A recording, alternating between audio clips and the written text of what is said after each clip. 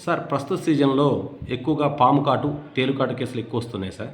అసలు పాము కాటు తేలుకాటు సంభవించినప్పుడు ముందు ప్రజలు ఎటువంటి జాగ్రత్తలు తీసుకోవాలి? ఓకే.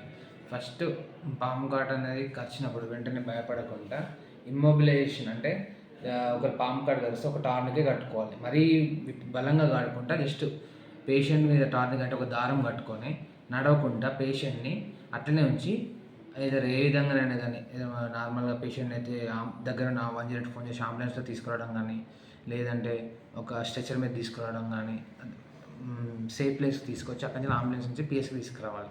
ఒకవేళ పేషెంట్ కనుక పాము కాటు గురైనప్పటికీ నడిస్తే ఏమవుతుందంటే అక్కడ ఉన్న పాము కాటు విషయం అనేది శరీర భాగాలకు ఎక్కుతుంది అనమాట, తొందరగా రీచ్ అవుతూ ఉంటుంది. సో ఇమ్మొబిలైజ్ చేయడం వల్ల ఆ విషయం అక్కడే ఉంటుంది.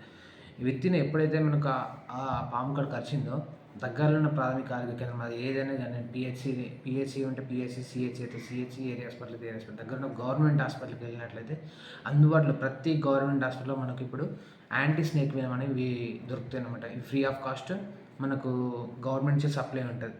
సో వెంబటే ఇండియాలో ఉన్న ఎటువంటి పాముకైనా ఈ ఏఎస్వి అనేది ఆ విషయాన్ని న్యూట్రలైజ్ చేస్తుంది అనమాట.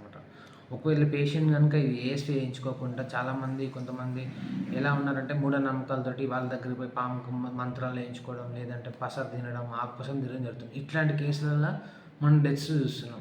అదే మీరు గమనించండి, మన హాస్పిటల్కి వచ్చిన వెంటనే వచ్చే పేషెంట్స్ ఎవరైతే ఉన్నారో వాళ్ళు 99% చాలా వరకు 90% వరకు అయినా కూడా పేషెంట్స్ రికవర్ అయ్యి మళ్ళీ ఇంటికి వెళ్తారు.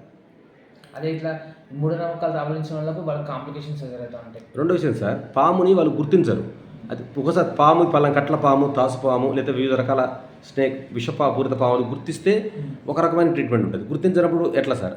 ఇప్పుడు మన పాము కాటు వచ్చిన వెంటనే మనం హాస్పిటల్కి వస్తే దాన్ని బట్టి సైన్స్ సిమ్టమ్స్ అని ఉంటాయి అనమాట. ఇప్పుడు మనకు న్యూరోటాక్సిక్ ఉంటుంది, హిమోటాక్సిక్ ఉంటాయి అనమాట.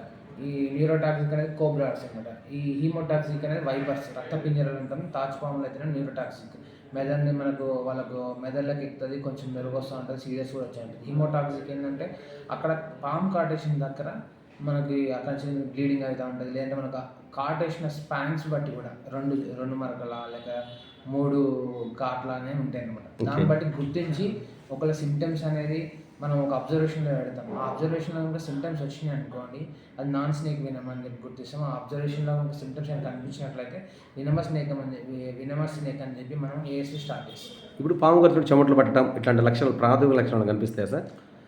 ప్రాథమిక లక్షణాలు అనేవి కాకుండా పేషెంట్కి లక్షణాలు ఉంటాయి అనమాట. వెంటనే ఏంది మనకు నురగ రావడం కానీ, బేసిక్గా కొంతమందికి ఎట్లా ఉంటుందంటే ఫిట్స్ రావడం కానీ, గిడినెస్ రావడం కానీ, లేక వాళ్ళకు హైపోటెన్షన్, కళ్ళల్లో రక్తమరకలు కూడా కనబడుతూ ఉంటాయి, నురుగు వస్తూ ఉంటుంది.